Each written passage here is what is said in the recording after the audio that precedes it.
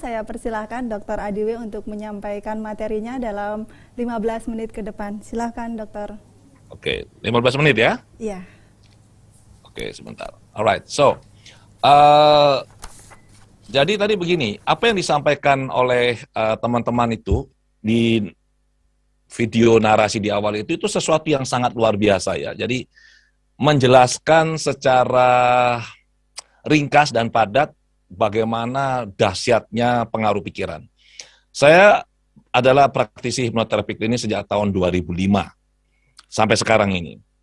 Dan dalam kurun waktu 16 tahun ini ya, saya menangani ribuan klien, personal, one-on-one. Saya menemukan banyak hal, bukan banyak, semua hal yang menjadi masalah, menjadi kendala orang ya dalam mencapai hidup yang lebih baik, mencapai cita-cita mereka. Apapun itu kalau ditelusuri secara mendalam, sumbernya cuma satu. Sumbernya ada di pikiran. Tidak lebih, tidak kurang. Ya, jadi kita tidak bicara faktor-faktor di luar itu. Selalu yang menjadi penyebabnya adalah ada sesuatu di pikirannya, khususnya di bawah sadarnya, yang menghambat atau membuat dia seperti ini. Nah, topik kita malam ini kan adalah membongkar rahasia kinerja pikiran. Kalau kita berbicara kinerja, tentu kita berbicara sesuatu capaian. Untuk bisa mencapai sesuatu yang besar, yang positif, yang baik, dengan pikiran kita, tentu kita perlu mengerti cara kerja pikiran. Ibaratnya sebuah mesin, kalau kita ingin bisa mengoperasikan mesin ini dengan baik, bisa mencapai hasil yang optimal dengan mesin yang kita gunakan, maka kita perlu tahu sifat, karakter, dan cara kerjanya. Maka untuk itu, saya akan sedikit mengulas sifat dan fungsi pikiran. Berbicara mengenai pikiran, kita punya dua pikiran. Yang mudahnya kita bilang dua saja ya, karena ada nanti yang bilangnya pikiran sadar, bawah sadar, nisadar, suprasadar, super sadar, itu terlalu kompleks. Kita bahas dua saja, yaitu pikiran sadar dan bawah sadar. Fungsi pikiran sadar ada 4. Yang pertama adalah identifikasi informasi yang masuk melalui indera. Jadi apabila ada informasi yang masuk melalui indera kita punya 6 ya, indera, pikiran termasuk indera, maka dengan menggunakan pikiran, kita bisa mengidentifikasi, mengenali, ini informasi apa ini. Kemudian informasi yang sudah masuk ini, kita bandingkan dengan data yang ada di pikiran bawah sadar, di database. Misalnya nih, kita melihat sesuatu. Kalau kita melihat sesuatu, secara otomatis pasti dilakukan proses pembandingan. Ini barang apa ini ya? Kemudian kita membandingkan dengan data yang ada di bawah sadar kita, dan akhirnya kita, oh ini adalah pintu. Nah, begitulah cara kita mengidentifikasi dan mengenali. Selanjutnya kita melakukan analisis. Ini enaknya mau diapakan? Data atau informasi ini mau kita apakan? Hanya disadari, apakah kita akan melakukan sesuatu, ataukah akan kita gunakan untuk hal apa? Di situ kita akan buat keputusan. Jadi ini adalah 4 fungsi dari pikiran sadar. Identifikasi informasi, membandingkan informasi dengan database, melakukan analisis, kemudian membuat keputusan. Kalimatnya membuat keputusan ya, bukan mengambil keputusan. Seolah-olah keputusan itu sudah ada di sana, bukan. Membuat keputusan. Jadi berdasarkan analisis logisnya kita membuat sebuah keputusan. Ini yang akan dilakukan karena ini yang kita yakin yang terbaik. Itu pikiran sadar. Bagaimana dengan pikiran bawah sadar? Pikiran bawah sadar ini punya banyak fungsi. Yang pertama adalah dia menyimpan data atau memori jangka panjang. Yang disebut dengan memori ini adalah mulai sejak kita di dalam kandungan ibu ya, sampai sekarang. Datanya semua ada di bawah sadar. Yang kedua adalah pikiran bawah sadar menyimpan hal-hal yang tidak disadari atau tidak tertangkap oleh pikiran sadar. Jadi pikiran sadar ini kan kemampuannya terbatas sebenarnya. Jadi hal-hal yang terlewatkan oleh pikiran sadar, tapi oleh pikiran bawah sadar ini dengan sangat bagus bisa direkam dan disimpan datanya. Kemudian pikiran bawah sadar ini tempat menyimpan kebiasaan atau habit. Kita punya 3 kebiasaan yang disimpan di bawah sadar. Tempatnya emosi, emosi yang positif maupun emosi yang negatif. Tempatnya kepribadian, tempatnya intuisi, kreativitas, persepsi, kemudian keyakinan atau belief, dan value atau nilai-nilai hidup. Satu yang sangat menarik, di pikiran bawah sadar, ini juga tersimpan bukan memori saja, tetapi program-program. Program-program pikiran inilah yang sebenarnya mengendalikan dan menjalankan kita sebagai, dalam tanda kutip ya, manusia. Saya sering menyampaikan dalam beberapa kesempatan bahwa manusia ini apabila beroperasi tanpa adanya kesadaran atau mindfulness, maka kita tidak lebih dari robot yang dijalankan oleh seperangkat program pikiran. Jadi sampai sedemikian dahsyatnya program pikiran ini bisa mempengaruhi kita. Dan berdasarkan berbagai literatur ya dan juga penelitian, dinyatakan bahwa pikiran sadar mempengaruhi kita, manusia ini, bobotnya hanyalah 1-5%. Sementara pikiran bawah sadar mempengaruhi kita 95-99%. Dengan kata lain, pengaruh dari pikiran bawah sadar ini sangat besar. Dia mendikte, mengarahkan, kalau kita tidak sadari ya, mendikte, mengarahkan dan menentukan gerak-gerik kita, cara berpikir kita, emosi kita, perilaku kita, itu semuanya dikendalikan oleh pikiran bawah sadar. Dan pikiran sadar kita, kemampuannya terbatas, mampu memproses informasi hanya sejumlah 40 bit per detik. Pikiran bawah sadar mampu memproses 40 juta bit informasi per detik. Jadi ini kapasitasnya 1 berbanding berapa ini? 4 juta. Ya, jadi luar biasa. Nah, untuk meraih sukses di bidang apapun, ini hal yang kita perlu perhatikan. Bahwa pikiran ini, khususnya pikiran sadar kita ini ya, ini punya kebiasaan, punya karakter sejak dari lahir ya kita ini. Pikiran ini sukanya keluyuran, nggak bisa diam. Dan ini berdasarkan penelitian yang dilakukan oleh Matthew Killingsworth dan Daniel Gilbert, itu psikolog klinis dari Harvard. Dan itu sudah ditulis ke dalam artikel jurnal sangat bagus ya, judulnya Wandering Mind is an Unhappy Mind.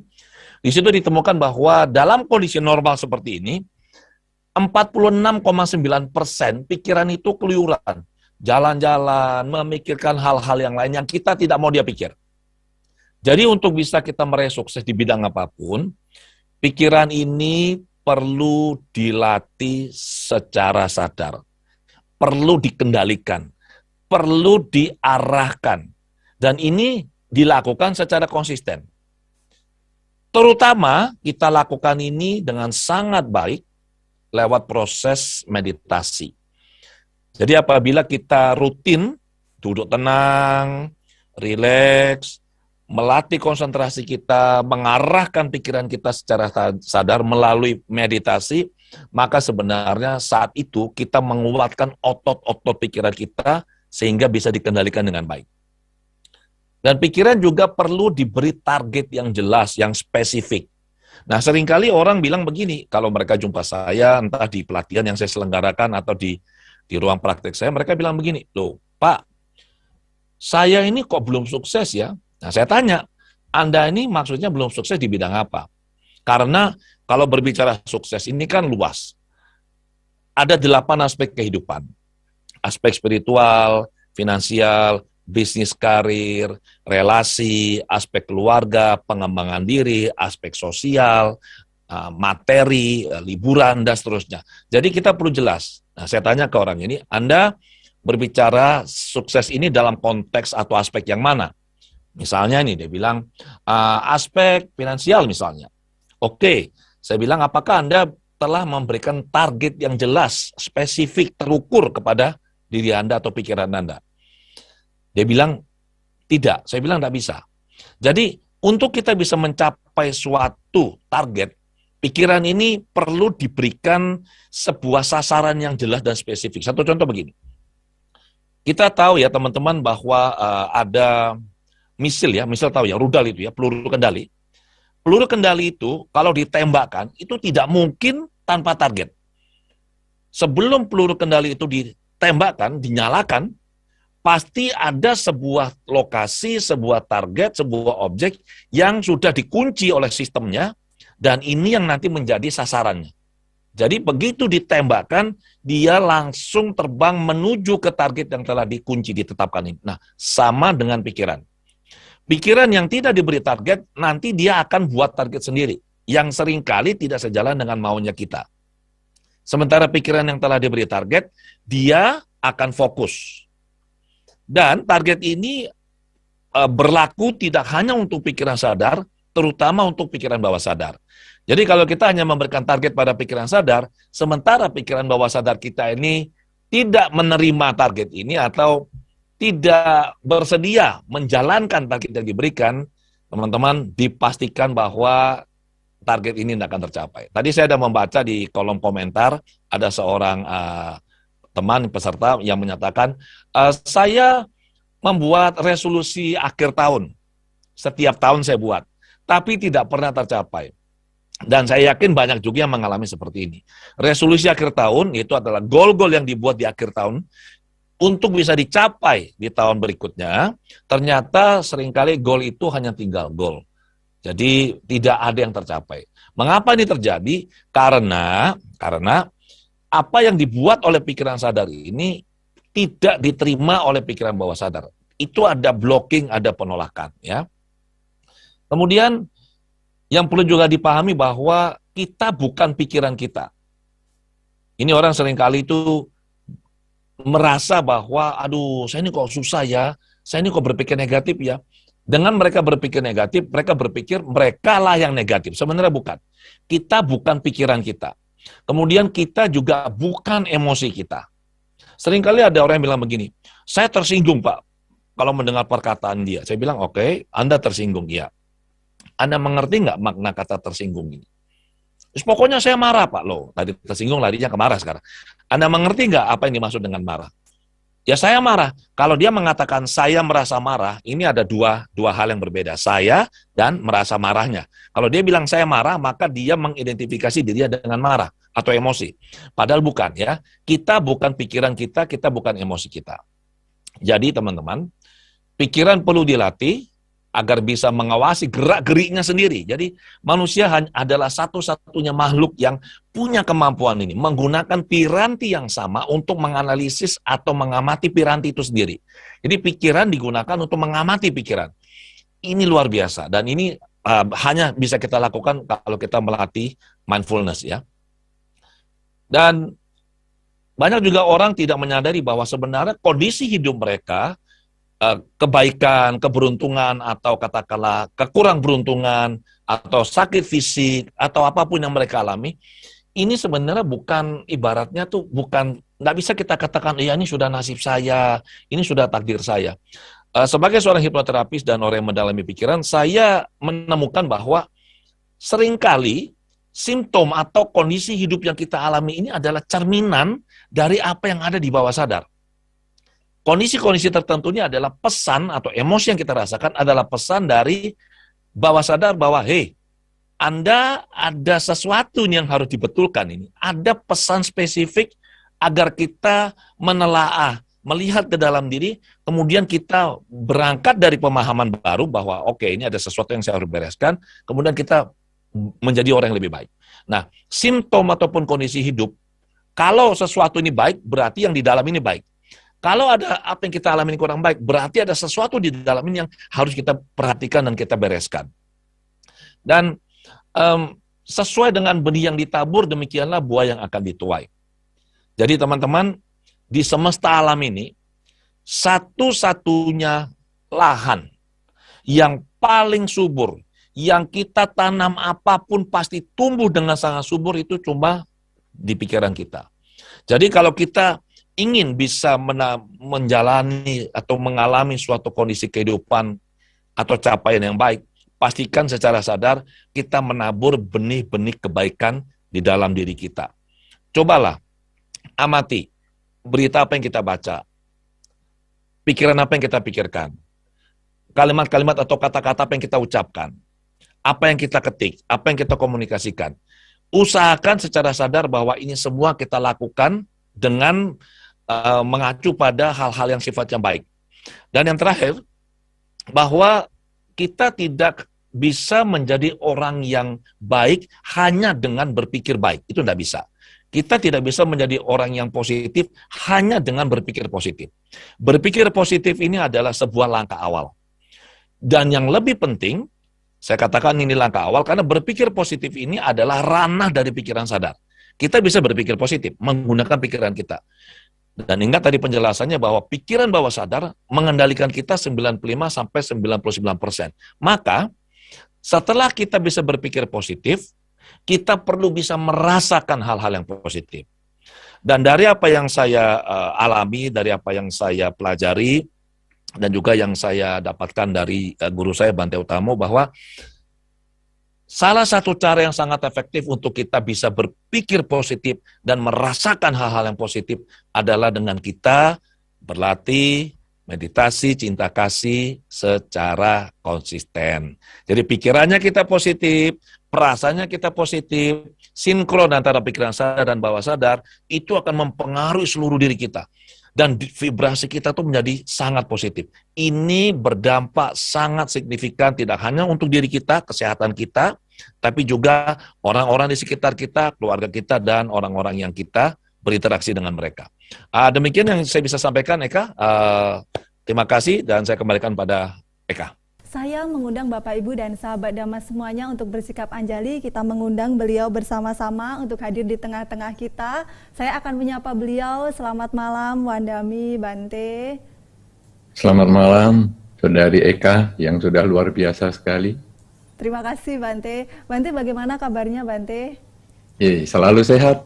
Apalagi tadi juga barusan mendengar informasi dari Pak Adi yang juga luar biasa, menambah kesehatan pikiran saya lagi. Ya, wah Bante, saya penasaran nih Bante dengan background-nya Bante, ini indah sekali. Apakah ini di Wihara Bodhigiri, Bante? Benar sekali, ini area tempat ya orang-orang berlatih meditasi secara awal, jadi pengenalan meditasi 3 hari dan sebagainya itu di belakang sini. Ya, mudah-mudahan saya ada karma baik untuk berkunjung ke sana, dan tentunya sahabat Dhamma semuanya juga memiliki karma baik yang belum berkunjung ke sana. Bante, selanjutnya saya persilakan Bante untuk memaparkan materinya. Silakan Bante.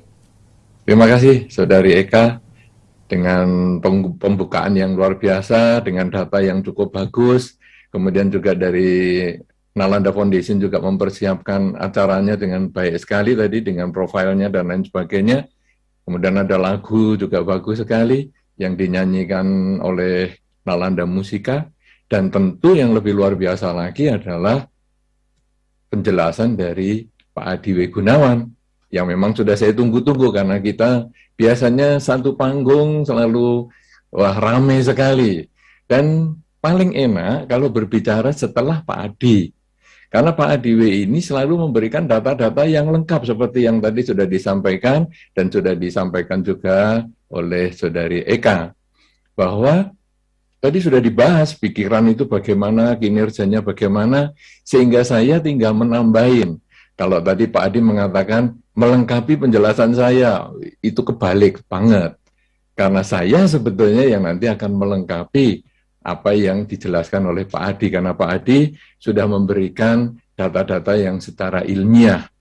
Dan satu hal yang sangat menarik sekali yang disampaikan oleh Pak Adi yang tadi diambil dari salah satu buku, bahwa wandering mind is an unhappy mind. Jadi pikiran yang berkelana itu sesungguhnya menjadi pikiran yang tidak bahagia. Nah, kenapa demikian? Karena memang manusia itu bawah sadarnya seperti yang tadi disampaikan oleh Pak Adi, suka jalan-jalan.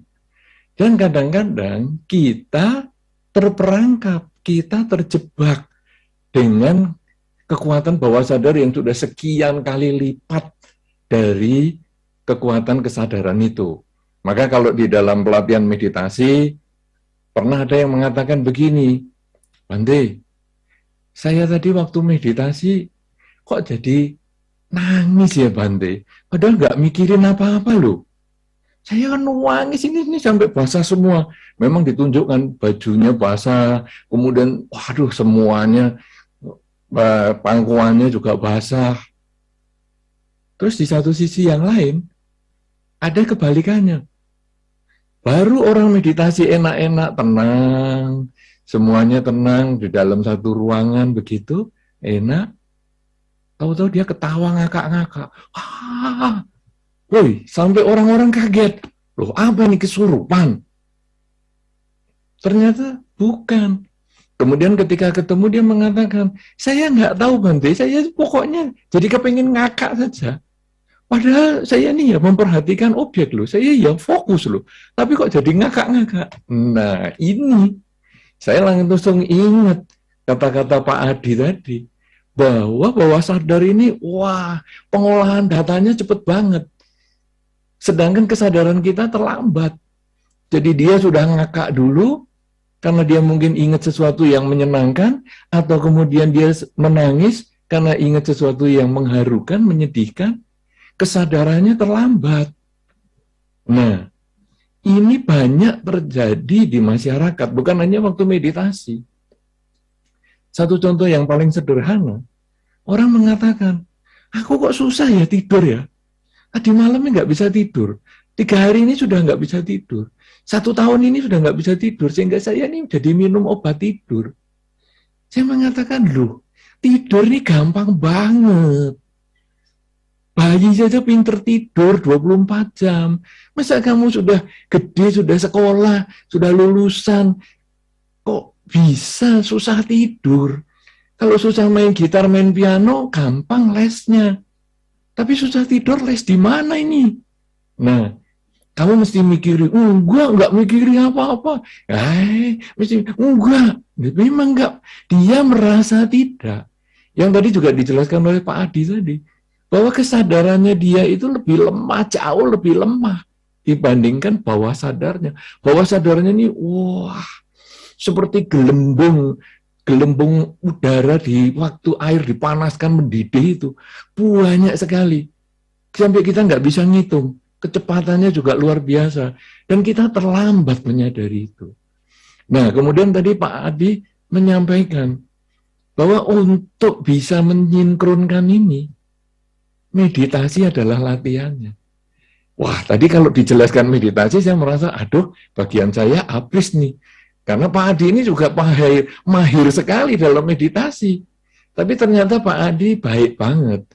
Beliau bagi-bagi. Nah ini sudahlah, ini bagiannya Bante Utamu aja lah. Ya ini. Sehingga saya masih punya kesempatan ngomong beberapa menit ini. Bahwa meditasi itu sebetulnya adalah latihan keterampilan berpikir. Karena alatnya adalah pikiran. Kemudian tadi Pak Adi menyampaikan bahwa pikiran ini adalah ladang yang paling subur. Kita mau tanam baik, wah dia tumbuhnya seger banget dan dia bisa subur banget.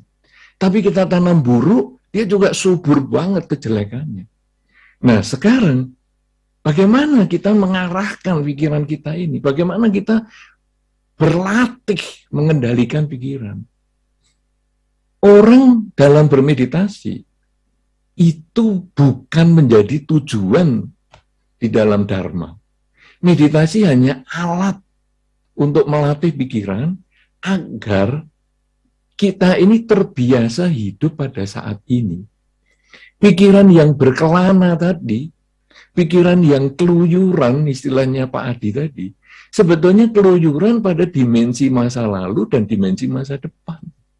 Sehingga ketika Anda duduk diam, entah apa yang Anda pikirkan saat itu, yang Anda kerjakan pada saat itu, bawah sadar Anda ini memproses masa lalu dan masa depan.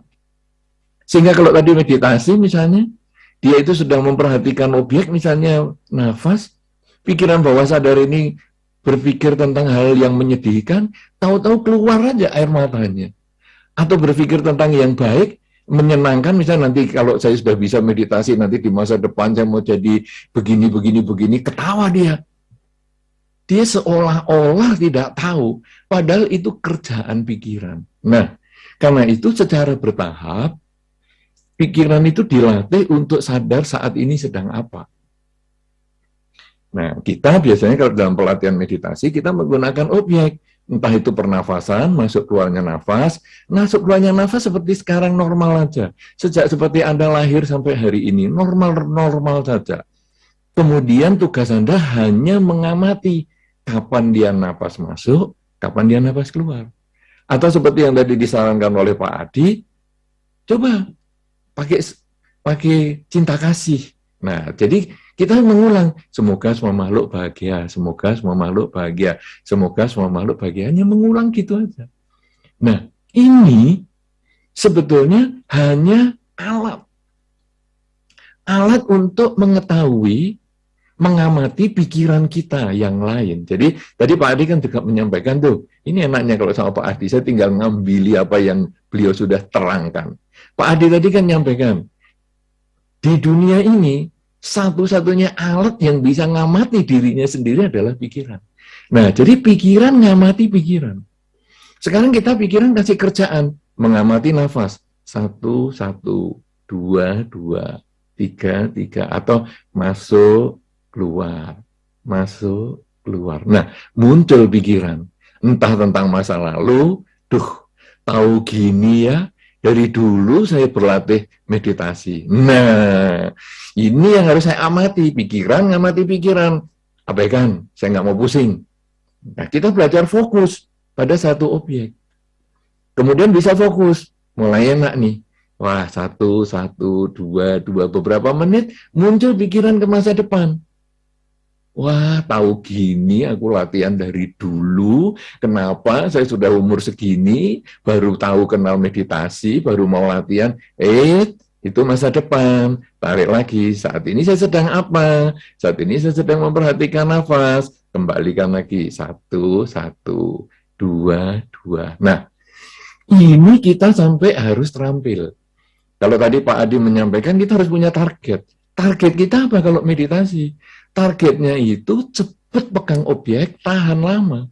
Jadi meditasi ini kalau kita kasih timer misalnya 15 menit. Dalam 1-2 menit pertama memang kita agak membiasakan diri untuk memperhatikan objek. Kemudian begitu kita bisa pegang objek, bisa pegang objek nafas kita misalnya, ini kita bisa pertahankan pegang objek kita tanpa memikirkan masa lalu maupun masa depan, hanya ada saat ini, itu sampai timernya bunyi. Kalau kemampuan ini sudah bisa, kita perpanjang menjadi mungkin 30 menit, mungkin menjadi 1 jam. Sehingga kita nanti terbiasa, pikiran kita itu hanya melihat saat ini saya sedang apa. Nah, meditasi ini hanya latihan. Nanti di kehidupan sehari-hari, itu yang kita gunakan.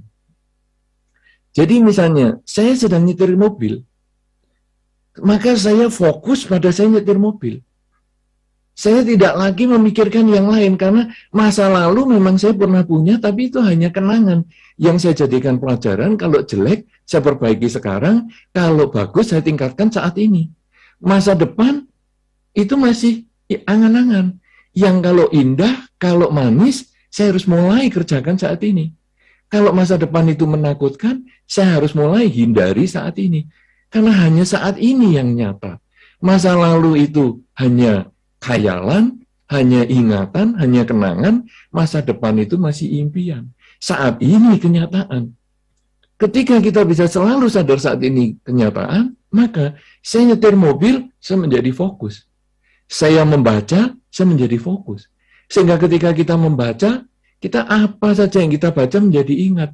Tidak terus kita baca, kita balik halamannya, terus kita nggak ingat lagi. Apa ya ini? Kemudian kita balik ulang lagi. Tadi baca apa ya? Kalau caranya begini, kita nggak bisa nanti ngikuti pelajarannya Pak Adi. Karena Pak Adi bisa doktor saja sampai 2 kali. Kenapa? Karena beliau baca, langsung ngerti. Baca, langsung ngerti. Mungkin malah beliau punya sistem membaca cepat dan lain sebagainya. Sehingga akhirnya pengetahuannya menjadi bertambah luar biasa. Nah, ini dilatih dengan belajar fokus. Tentu ini kita menjadi awal yang nanti pada saat kita diskusi, kita akan berdalam. Gimana caranya fokus? Saya kok ngalami banyak masalah seperti ini, kok nggak bisa fokus? Nah, nanti kita akan kembangkan di dalam diskusi kita. Tapi tahap pertama kita berlatih fokus adalah apa saja yang bukan objek kita, abaikan. Pegang prinsip ini baik-baik. Apa saja yang bukan objek, abaikan. Sehingga ketika Anda objeknya adalah nafas, masuk keluarnya nafas, mikiri apapun juga, bahkan mungkin mikiri problem-problem Anda yang kebetulan pada saat itu, ternyata menyelesaikan masalah saya itu seperti ini. Itu juga diabaikan. Karena tugas kita dalam beberapa menit itu hanya memperhatikan objek meditasi kita. Kalau sampai kita sudah bisa, maka kekuatan pikiran kita, potensi pikiran kita menjadi luar biasa. Dan inilah sebetulnya yang nanti akan mendorong kita untuk maju. Karena kita kemudian menyadari apa yang ada dalam pikiran kita. Dan seperti yang tadi Pak Adi sampaikan, nanti pikiran bawah sadar yang muncul, bahkan yang kecil-kecil, kadang kita langsung tahu, loh kamu kok mikir itu? Nggak bener nih, ini pikiran jelek nih. Pikiran ini kan ladang yang subur untuk berbuat baik maupun buruk, kok kamu pikiran jelek kok muncul? Jangan sampai muncul. Sehingga nanti begitu kita sering sadari, lama-lama pikiran jelek ini mulai kecil, dan kekuatan kesadaran kita makin besar, sehingga kalau tadi dikatakan kekuatan kesadaran itu hanya 1% sampai 5%, dengan kekuatan meditasi, kekuatan kesadaran kita mungkin bisa ditingkatkan menjadi 6%, menjadi 10%, menjadi 15%, menjadi bahkan 100%. Bagaimana bisa 100%? Nah, inilah ketika kesadaran kita memahami bawah sadar kita secara maksimal, maka apapun juga yang berisi ketamaan, kebencian, kegelapan batin menjadi lenyap. Ketika kesadaran kita 100% memahami bawah sadar kita, maka pencerahan tercapai. Dan akhirnya kelahiran ini menjadi kelahiran yang terakhir. Inilah yang menjadi awal diskusi kita dalam kesempatan ini. Saya ucapkan terima kasih kepada Pak Adi yang sudah luar biasa memberikan materinya sehingga saya tinggal memperdalam saja, dan kita kembalikan kepada Saudari Eka supaya kita bisa berlanjut di dalam diskusi. Terima kasih. Silakan Saudari Eka. Yang Mulia Bante Utamo dan Dr. Adi, kita memasuki sesi tanya jawab. Ya, langsung saja ini menuju ke pertanyaan pertama. Ini dari Zoom yang ditujukan kepada kedua narasumber. Mungkin nanti Dr. Adi W bisa menjelaskan dan dilengkapi oleh Bante Utamo. Ini pertanyaannya dari Ibu Ana untuk kedua narasumber. Selamat malam Bante Utamo, Pak Adi dan Ibu Eka. Saya Ana dari Jakarta. Saya mau bertanya, apakah pikiran bawah sadar bisa menyabotase atau mengkondisikan kita pada berada di tempat dan waktu yang salah, seperti halnya karma buruk, seperti halnya karma? Terima kasih. Demikian Dr. Adi, silakan. Ya, terima kasih pertanyaannya. Saya izin jawab duluan ya. Jadi, apakah pikiran bawah sadar bisa mensabotase kita dan menempatkan kita pada satu posisi, situasi, kondisi yang tidak baik untuk kita? Jawabannya adalah sangat bisa. Ya, jadi ini salah satu kerja pikiran bawah sadar. Seringkali kita tidak menyadari, tiba-tiba sudah, kok saya dalam posisi ini? Maka itu adalah kerja bawah sadar. Nah, apakah ini seperti karma? Saya tidak berani menjawab. Saya mohon Bante yang memberikan pencerahan pada kita semua dalam konteks ini. Begitu jawaban saya, terima kasih. Terima kasih, silahkan Bante. Ya, pikiran bisa, pikiran bawah sadar menyabot. Yang tadi saya jelaskan itu, misalnya orang kok nggak bisa tidur ya, padahal saya nggak merasa mikir apa-apa, tapi kok nggak bisa tidur. Nah, itu pikiran kita sudah diduduki, sudah disabot, sudah dijajah. kesadaran kita oleh bawah sadar kita. Kok bisa nangis sendiri ya, nggak disadari ya? Iya, karena kita sudah dijajah pikiran kita. Jadi bisa. Nah, kalau pertanyaan yang tentang apakah kita bisa berada di tempat waktu yang salah atau di tempat dan waktu yang salah dalam hal seperti karma, ini berbeda ya, karena kalau ini kan karma kita misalnya karma buruk berbuah, maka kita ini seolah-olah berada di tempat yang salah pada waktu yang salah. Misalnya ada bencana banjir, kita sebetulnya dari tempat yang berbeda, kemudian kita main ke sungai itu pas kita datang pas banjir. Nah, itu kita berada di tempat yang salah, di waktu yang salah juga. Tapi kita ada juga karena permainan karma ini, kita berada di tempat yang tepat, di waktu yang tepat. Karena kita banyak melakukan kebajikan, sehingga kita tinggalnya di samping sungai. Tapi pas kita pergi, sungainya meluap. Sehingga kita aman. Padahal barang kita habis. Nah, itulah yang dimaksudkan karma. Sehingga ini bukan masalah menyabot, ini masalah karma baik maupun karma buruk yang berbuah, sehingga mengkondisikan kita berada di kondisi yang mungkin tidak seperti yang kita harapkan. Sedangkan yang bawah sadar menyabot, ini lain. Bahwa kita kok jadi nggak bisa tidur, dikendalikan, dijajah oleh pikiran kita. Begitu, mudah-mudahan ini bermanfaat, Ibu Ana. Terima kasih, silakan. Saudari Eka. Ya, terima kasih Pak Adi dan Bante Utamo. Kita beralih ke pertanyaan yang kedua. Tadi Bante Utamo sudah menjelaskan penjelasannya dan Dr. Adiwe juga menyampaikan bahwasanya itu bisa terjadi. Langsung ke pertanyaan selanjutnya. Ini dari Zoom untuk kedua pembicara dari Bapak Johnny Chens atau Ibu mungkin. Pertanyaannya Bante dan Dr. Adiwe. Selamat malam Bante Utamo dan Pak Adiwe. Pikiran merupakan pelopor dan setiap orang pasti memiliki karma yang dihasilkan oleh pikiran baik ataupun buruk. Pastinya semua orang selalu ada menghasilkan pikiran buruk, dan jika seseorang menyadari pikiran buruknya dan sadar, tentunya ada upaya untuk menghilangkannya. Apakah karma wipaka juga akan berbuah meskipun sudah kita sadari? Silakan Bante Utamo. Baik. Jadi begini, pikiran itu muncul memang karena karma. Tetapi tadi saya sudah bahas bahwa kalau kesadaran kita maksimal, maka batin kita ini bisa terbebas dari ketamaan, kebencian, dan kegelapan batin. Apa sih yang disebut kegelapan batin? Kegelapan batin itu tidak menyadari hidup yang tidak kekal. Sehingga karena kita tidak sadar, maka ketika kita kehilangan yang dicintai, kita menjadi stres. Padahal sebetulnya itu hanya satu proses.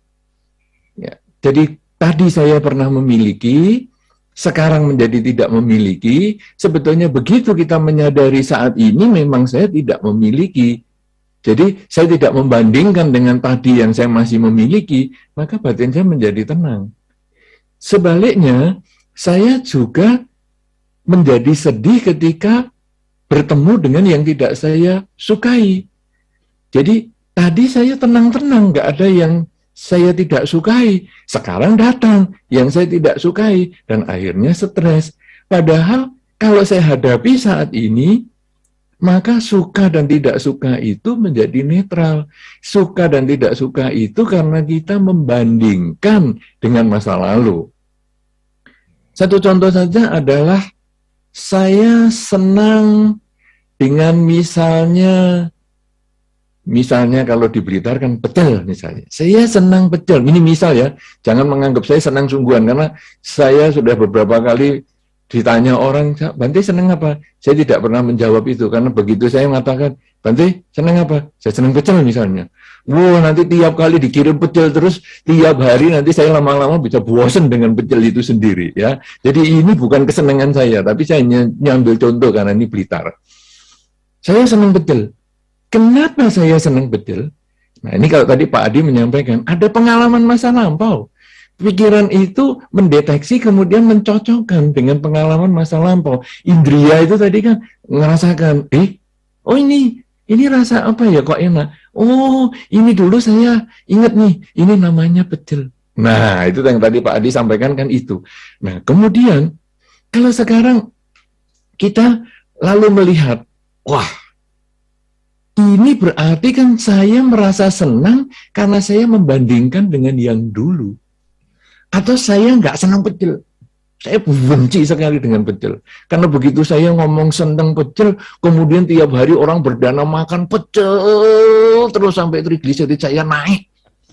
Nah, akhirnya begitu muncul pecel di meja makan saya, muncul mata ini melihat, indria saya melihat dan muncul di dalam pikiran saya kenangan. Aduh, ini penderitaan datang ini penderitaan. Nah, akhirnya saya menjadi tidak suka. Suka tidak suka hanya permainan pikiran. Karena membandingkan dengan pengalaman atau ingatan masa lampau atau membayangkan yang akan datang. Tapi ketika kesadaran pada saat ini saya sedang apa? Saat ini saya sedang makan. Makan apa? Makan pecel. Sudah, hanya sampai di titik itu aja. Bahkan tidak perlu mengenali pecel lagi, karena kata pecel itu adalah database di dalam pikiran kita masa lampau. Saat ini saya sedang makan.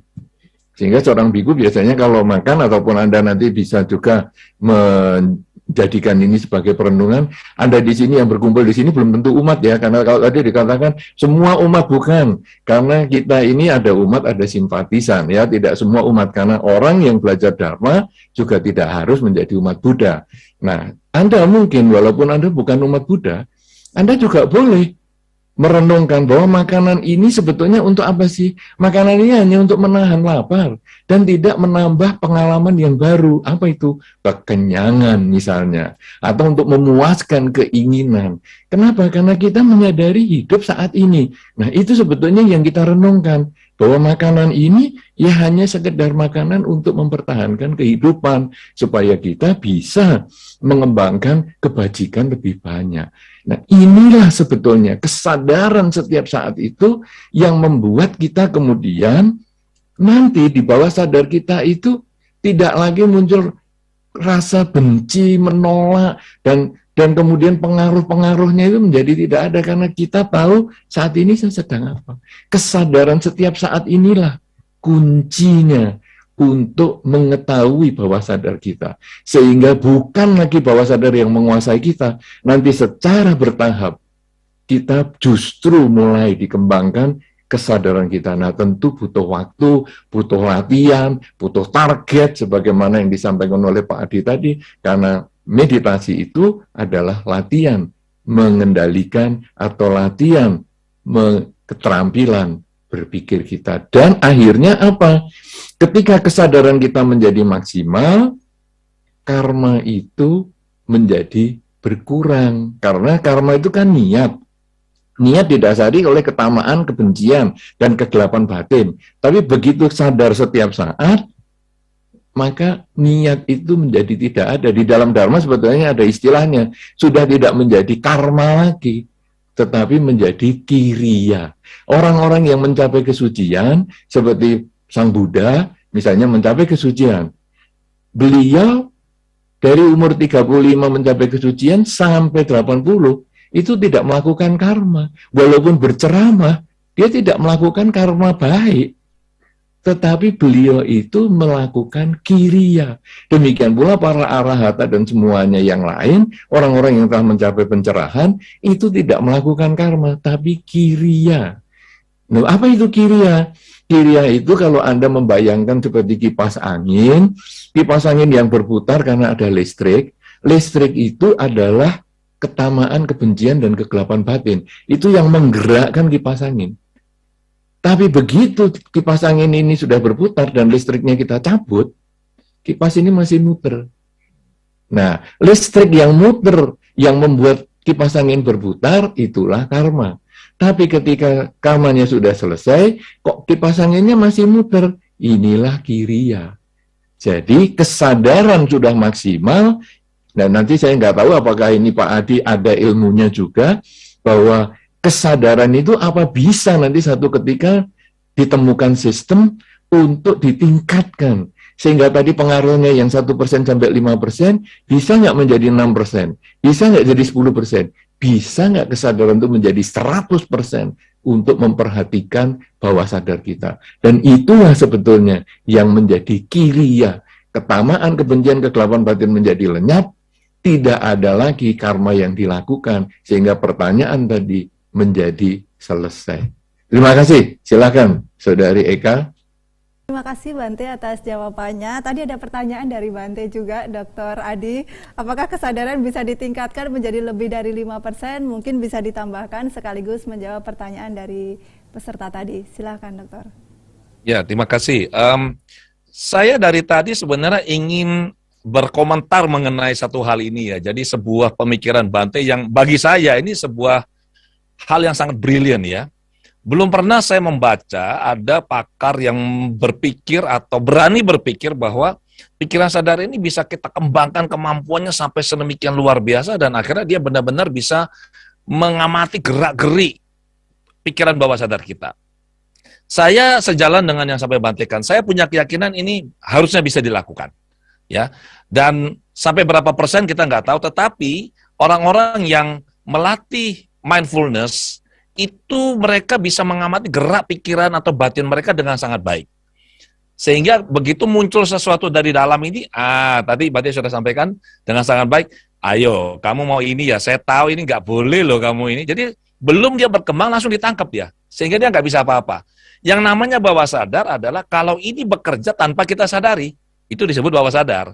Ya, saya sangat optimis Bante, ke depan mestinya harusnya ada sebuah metode atau cara di mana kita bisa lebih cepat mengembangkan kemampuan ini. Itu pertama. Kedua, tadi Bante dengan sangat jelas dan baik sekali memberikan contoh bahwa kita kan hidupnya susah atau menderita karena sering membandingkan apa yang kita alami sekarang dibandingkan dengan yang sebelum-sebelumnya dengan database itu. Sehingga muncullah senang, benci seperti itu kan. Ini ada sebuah cerita menarik ini. Beberapa tahun yang lalu saat anak-anak kami masih kecil, salah satu putri kami ini dia makan, ya dia makan semua makanan ya, di meja makan dan dia bilang gini, lupa, ini kok nggak enak ya Pak ya? Nah saya tahu seperti yang tadi Bante jelaskan, ini berarti dia sudah membandingkan dengan database-nya dia. Terus saya bilang gini, masa nggak enak? Ini nggak enak nih Pak. Nah saya tergerak untuk memberikan edukasi mengenai pikiran kepada anak kami di meja makan dan saya bilang gini, oke, ini kamu merasa tidak nyaman, tidak enak karena kamu punya data. Tapi kalau misalkan ini kamu makan pertama kali, maka inilah yang enak menurut data yang paling baru, saya bilang. Jadi caranya bagaimana? Ya sudah, dengan sedikit teknik, saya dalam tanda kutip ya, menganulir data lamanya dia. Sehingga seolah-olah dia nggak punya data yang lama. Setelah saya anulir datanya, saya bilang, coba diulangi, dimakan. Dia bilang, ini enak ini Pak, enak ini. Kami tertawa di meja makan. Nah itu artinya, bagaimana sebenarnya kita ini dimainkan oleh pikiran bawah sadar tanpa kita sadari. Dan enak atau tidak enak itu kan persepsi kan? Ya kan persepsi kita saja. Satu contoh misalkan duren. Kita orang Indonesia mah kalau makan duren luar biasa senangnya ya. Coba bule suruh makan duren, pengen tahu saya. Ya demikian, terima kasih. Dr. Adiwe dan Bante Utamo sudah menjelaskan dengan sangat lengkap sekali tadi. Baik, kita lanjutkan pertanyaan selanjutnya.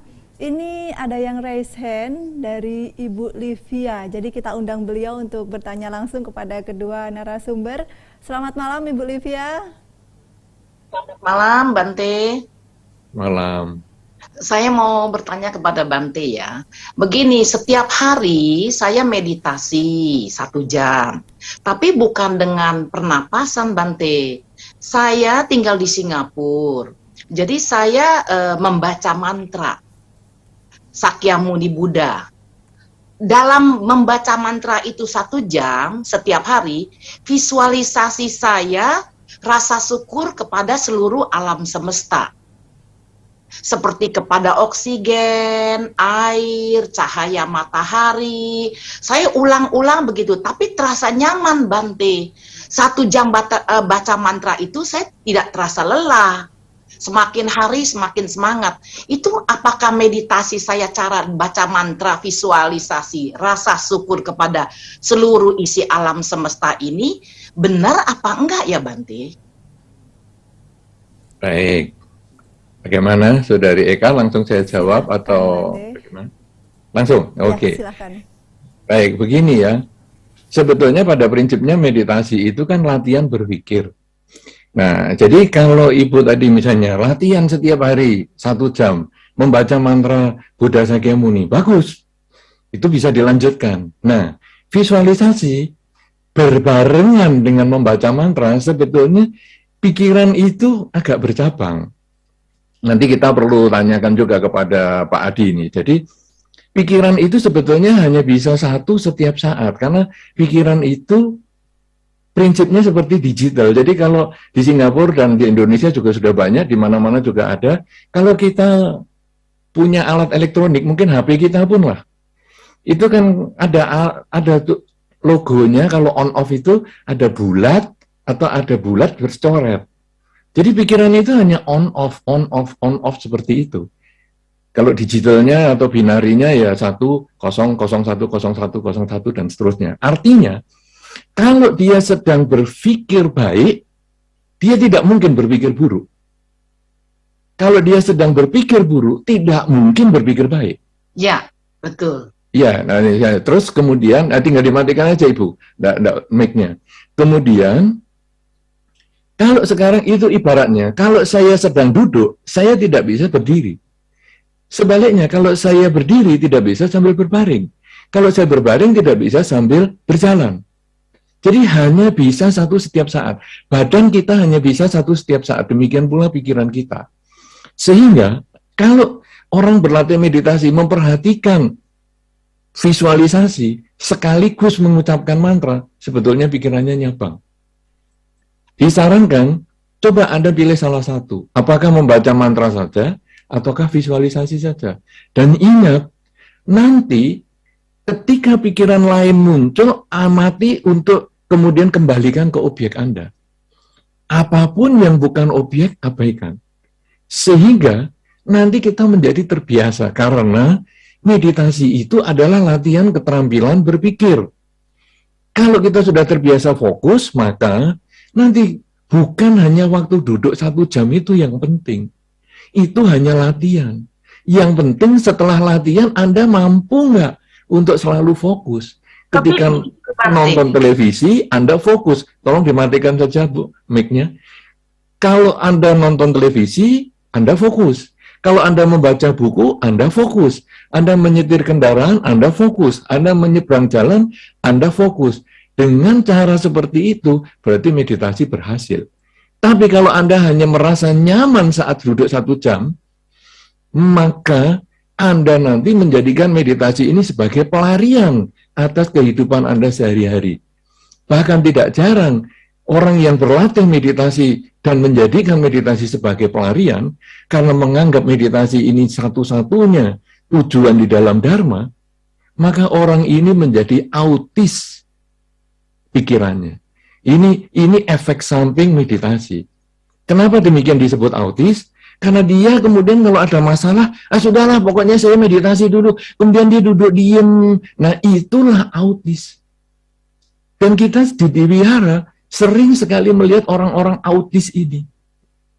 Ciri-cirinya orang autis ini bagaimana? Anda perhatikan nanti di Cetia, di wihara, di tempat Anda tinggal. Kalau ada kebaktian, orang lain menamaskara, orang lain membaca parita, orang lain bermeditasi, orang lain mendengar dhamma, orang lain berdana paramita, orang lain menyanyi, dan lain sebagainya, dia duduk diem, terus tutup mata. Itu autis. Kemudian diajak rapat, ayo ini rapat, persiapan akhir tahun. Tutup mata. Bagaimana pendapatnya? Ya ikutlah sama yang lain, tutup mata lagi. Itu autis karena efek samping dari latihan meditasi yang tidak terarah. Nah, jadi sekarang, kalau Anda setelah bisa fokus selama 1 jam, bisa nggak Anda juga fokus dan merasa gembira ketika Anda mengerjakan sesuatu? Jadi Anda nyetir mobil, Anda fokus dan Anda bergembira. Ketika Anda berbelanja, Anda fokus dan Anda bergembira. Ketika Anda berbicara dengan orang, bahkan musuh Anda pun fokus dan bergembira. Karena Anda sudah tidak melihat dia lagi musuh. Dalam 1 jam Anda berbicara, seperti tadi anaknya Pak Adi tadi, dalam 1 jam dia makan, dia sudah fokus pada makanannya. Sekarang ibu dalam 1 jam berbicara dengan musuh, Anda sudah tidak ingat itu musuh atau tidak. Inilah kesempatan saya berbuat baik dengan dia. Karena setiap saat menjadi saat yang tepat untuk saya berbuat baik. Ketika pikiran baik muncul, pikiran buruk pasti tidak ada. Sebaliknya ketika pikiran buruk muncul, pikiran baik pasti tidak ada. Pada saat yang sama ya, jangan terus ngomong, saya kok sering ya mikirkan baik dan buruk. Wah, itu sudah saatnya yang berbeda-beda. Itu sama dengan kita nonton televisi seolah-olah nonton dan mendengar. Itu padahal berbeda, karena nonton, lihat gambarnya, mengenali gambarnya, itu sudah proses yang panjang. Kemudian mendengar, itu juga sudah proses yang panjang. Mengenali bahasanya, mengenali yang disampaikan, itu sudah panjang. Karena begitu nanti kita bahasanya nggak ngerti, kita kemudian mengatakan, ngomong apa ya? Ngomong apa ya tadi? Padahal kita dengar, tapi ngomong apa ya? Ketika kita gambarnya melihat sesuatu dan kemudian kita nggak kenal karena belum ada datanya, apa ya? Itu apa ya? Nah, jadi itu proses yang lain lagi. Jadi, pada prinsipnya, setiap saat kita hanya bisa mengerjakan satu, baik itu fisik maupun mental. Dan satu itulah yang kita mau arahkan pada saat tema kita dibahas ini adalah kita mengarahkan minimal ke kebajikan. Kalau belum bisa bebas dari ketamaan, kebencian, dan kegelapan batin, minimal kita arahkan pada kebajikan. Karena pikiran adalah ladang yang paling subur untuk kebajikan kita. Demikian, silakan Saudari Eka. Baik, terima kasih Bante atas penjelasannya. Bante, apakah tadi menyampaikan kalau orang meditasi, kalau dia tidak menghiraukan lingkungan berarti dia autis. Apakah dalam artian ini untuk pemula meditasi yang baru berlatih juga perlu pembimbing, Bante? Nah, ini kalau Anda berlatih fisik, ya misalnya Anda nge-gym, nah, saya tidak tahu apakah Saudari Eka nge-gym atau tidak, itu biasanya juga butuh personal trainer. Jadi, supaya apa? Supaya Anda itu tidak salah urat. Kalau nanti main tarik aja, salah urat, waduh malah pijet nanti. Nah, demikian pula meditasi. Itu juga butuh trainer, personal trainer. Karena kalau tidak nanti ya salah urat. Salah urat fisik bisa pijet. Salah urat otak, konslet. Nah, makanya bisa terjadi autis dan itu Anda sering menemukan. Kalaupun bukan Anda, saya sering menemukan di biara-biara. Sejak saya masuk sampai selesai, kok diem aja. Saya pikir, wah, dia meditasi. Saya tanya, kamu meditasi Bante? Bagus. Tapi wihara ini, biasanya, waktu dulu ya, sebelum pandemi masih offline, wihara ini hanya dipakai hanya hari Minggu. Kenapa nggak kamu pakai dari selesai kebaktian sampai besok Minggu mau acara lagi? Meditasilah terus sampai ambeien mukumat. Kenapa kok nggak di situ? Kamu kenapa jam meditasi ini malah kamu gunakan di jam-jam kebaktian? Nah, kan meditasi itu kamu mengembangkan kesadaran. Sehingga nanti kamu sudah berlatih fokus. Ketika orang bernamaskara, Anda dengan fokus Anda membaca Namakara Gata. Dengan fokus Anda fisiknya berlutut, bersujud. Kemudian dengan fokus Anda beranjali. Dengan fokus Anda membaca parita. Dengan fokus Anda mendengarkan dharma. Dengan fokus Anda berdana. Dengan fokus Anda menyanyikan lagu. Ya tadi kalau kita lihat narada musika tadi kan luar biasa. Suaranya hebat sekali. Karena menyanyinya dengan fokus. Coba kalau menyanyinya nggak fokus. Mikir sesuatu. Lupa syairnya nanti.